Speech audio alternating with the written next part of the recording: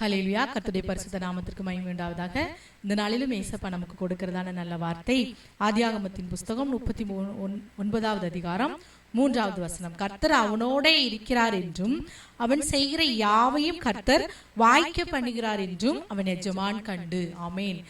கர்த்தர் அவனோடு இருக்கிறதுனால அவன் செய்கிற காரியத்தை எல்லாம் வாய்க்க பண்ணுகிறார். இன்றைக்கு நம்முடைய காரியங்கள் வாய்க்கணும்னா கர்த்தர் நம்மோடு இருக்கணும். இதுல யாரோட கர்த்தர் இருந்தாரா? யோசேப்போட இருந்தார். போத்திபாரின் வீட்டுல போத்திபார் சொல்றார் இந்த காரியத்தை. போத்திபாரின் வீட்டுல யோசேப்பு இருந்தது நிமித்தம், போத்திபாரின் நிமித்தம் அவன் ஆசீர்வதிக்கப்படுகிறான். அதனால சொல்றாரு, கர்த்தர் யோசேப்போட இருந்தார், அவன் காரிய சித்தி உள்ளவனானான், அவன் எகிப்தியனாகி தன் எஜமான் வீட்டிலே இருந்தான். அவன் கர்த்தர் அவனோடு இருந்ததுனால காரிய சித்தி, அவன் செய்கிற காரியம் எல்லாம் சித்தி பெற்றது.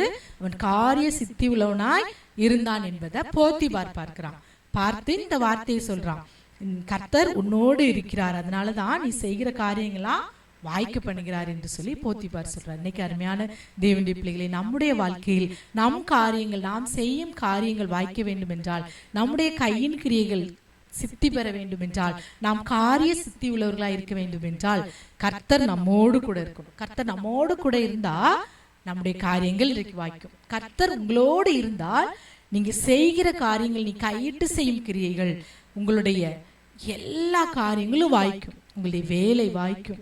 நீங்க எந்த காரியமா எது செய்தாலும் உங்கள் வேலை, உங்க காரியங்களை கர்த்தர் வாய்க்க பண்ணுவார். அதற்கு கர்த்தர் உங்களோடு இருக்கணும். இன்னைக்கு வேதத்துல கர்த்தர் யாரோடலாம் இருந்தார் தெரியுமா? கர்த்தர் யோசேப்போட இருந்தார், யோசுவாவோட இருந்தார், சாமுவேல், தாவீது, யோசபாத், எசேக்கியா, இப்படி நிறைய பேரோட, யோவான் ஸ்நானகரோட இருந்தார், சீஷர்களோடு இருந்தார். எல்லாரோடையும் கர்த்தர் இருந்தார். ஏன்னா அவங்க எல்லாம் கர்த்தரை தேடினாங்க. கர்த்தரை தேடின நிமித்தம் கர்த்தர் அவர்களோடு இருந்தார். நாமும் கர்த்தருடைய வழியில் யார் யார் நடக்கிறாங்களோ அவங்களோடலாம் கர்த்தர் இருப்பார். இந்த வேத புஸ்தகத்தில் சொல்லப்பட்ட வார்த்தைகளையே படி நடக்க ஒப்பு கொடுத்த ஒவ்வொரு பிள்ளைகளோடு கூட கர்த்தர் கூடவே இருப்பார். யோசுவாவை பார்த்து சொல்லும் போது, பலன் கொண்டு திடமனதாயிரு, கர்த்தர் உன்னோடு கூட இருக்கிறார் என்று சொல்லி மோசே சொல்றாரு. 2 நாளாகவும் 17:3-4 வசனத்தை வாசித்து பார்ப்பீங்கன்னா, யோசபாத்தோடு கர்த்தர் இருந்தாராம். ஏனென்றால் அவன் பாகால்களை தேடாமல் தன் தகப்பனாகி தாவீதின் முன்னாட்களில் நடந்த வழிகளில் நடந்தான். பாகால தேடல, விக்கிரகத்தை தேடல. அவன் என்ன செஞ்சானா, தாவீது முன்னாட்களில் எப்படி நடந்தானோ அதே வழியில் நடந்தானாம். தன் தகப்பனுடைய தேவனை தேடி இஸ்ரவேலுடைய செய்கைகளின்படி நடவாமல் அவருடைய கற்பனைகளின்படி நடந்து கொண்டான். ஆமேன். இன்றைக்கும் அருமையான தேவனுடைய பிள்ளைகளை, நாமும் கூட தாவீதின் வழியில நடக்கிறார். இன்னைக்கு நாம கர்த்தரை தேடி நடந்தோம்னா அவர் நம்மோடு இருப்பார். விக்கிரகங்களை தேடி நாடி, உலகத்தின் காரியங்களை தேடி நாடி நாம போனா அவர் நம்மை விட்டு விலகி போவார். இன்றைக்கும் இந்த நாளில் சொல்லப்பட்ட இந்த வார்த்தையின்படி, அப்பா நீர் என்னோடு கூட இருந்து என்னுடைய கையின் கிரியைகள் எல்லாம், நான் எவ்வளோ கஷ்டப்படுறேன் ஆனா எதுவும் வாய்க்கல, இன்றைக்கு அப்படி இல்லாதபடி இந்த நாளில் இருந்து நீர் என்னோடு இருக்கும்படி நான் என் வழிகளை சீர்படுத்துகிறேன்.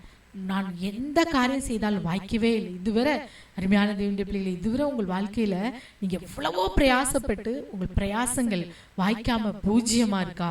இந்த ஒரு காரியம் உங்களுக்கு இருந்தா நீங்க எல்லாவற்றிலையும் வெற்றி பெறலாம், எல்லாவற்றிலையும் சக்சஸ் ஆகலாம். சக்சஸ் ஆகுறதுக்கு ஒரே வழி, கர்த்தர் நம்மோடு இருந்தா மட்டும்தான் நம்முடைய காரியங்கள் எல்லாம் வாய்க்கும். கர்த்தர் நம்ம விட்டு விட்டா, நாம கர்த்தரை விட்டு விட்டா அவர் நம்மை விட்டு விடுவார். நாம் அவர் தேடினா அவர் நமக்கு தென்படுவார். அவருடைய வழியில் நாம் நடந்தா அவர் நம்மோடு இருப்பார். நம்மை விட்டு செல்லாத விலகாத தேவன், இமைப்பொழுது நம்மை மறக்காத தேவன், நம்மை உள்ளங்கையில் வரைந்த தேவன். அப்படிப்பட்ட அன்பு தெய்வத்தோடு நாம் இணைக்கப்பட்ட ஒரு வாழ்க்கையாய் அவரோடு கூட உறவாடி, ஏனோக்கு கர்த்தரோடு உறவாடினார், காணப்படாமல் போனார். அதே போல நாமும் அவரோடு எப்போதும் உறவாடி அவரோடு இருப்போம் என்றால், அவர் நம்மோடு இருந்தால் நாம் காரிய சித்தியுள்ளவர்களா இருப்போம். நம் காரியங்கள் எல்லாம் வாய்க்கும். வேதத்தில் உள்ள அநேகரோடு நாம் இருந்ததா பார்க்கிறோம். இன்றைக்கும் அருமையான தேவனுடைய பிள்ளைகளே, இந்த வார்த்தையை சொல்லி, அப்பா நீர் என்னோடு இருக்கும்படி இன்றைக்கு நான் என்னை ஒப்புக் கொடுக்கிறேன், உம்முடைய வழியில் நடக்க என்னை ஒப்புக் கொடுக்கிறேன் என்று சொல்லி தலைகளை தாழ்த்தி கண்களை முடி ஜெபிப்போம். அப்பா எங்கள் அன்பின் பரலோக பிதாவே, இந்த வேளையிலும் நீ சொன்ன இந்த நல்ல வார்த்தைக்காக உமக்கு ஸ்தோத்திரப்பா. உமது வார்த்தையின்படி தகப்பனே, இந்த நாளிலும் ஏசப்பா நீர் எங்களோடு இருந்தா எங்கள் காரியங்கள் எல்லாம் வாய்க்கும். அப்பா இயேசுவே ஸ்தோத்திரம். இந்த நாளில் ஜெபிக்கிற ஒவ்வொரு பிள்ளைகளோடு நீர் இருந்தால் பிள்ளைகளுடைய காரியங்கள் எல்லாம் வாய்க்கும்.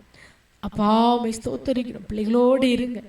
அப்பா என்னோடு இருங்க என்று சொல்லி அப்பா இதே கதவுகளை திறந்து ஒப்பு கொடுக்கிற ஒவ்வொரு பிள்ளைகளுடைய வாழ்க்கையிலும் நீர் கூட இருந்து எல்லா காரியத்திலும் ஒரு வெற்றி ஜெயத்தையும் இந்த நாள் முதல் கட்டளையிடுங்க. இந்த நாள் முதல் அவர்கள் செய்கிற எல்லா காரியங்களும் வாய்க்கட்டும். சகல துதிகான மகிமை உமக்கே செலுத்துகிறோம். இயேசுவின் நாமத்தில் ஜெபிக்கிறோம் நல்ல பிதாவே. ஆமேன், ஆமேன்.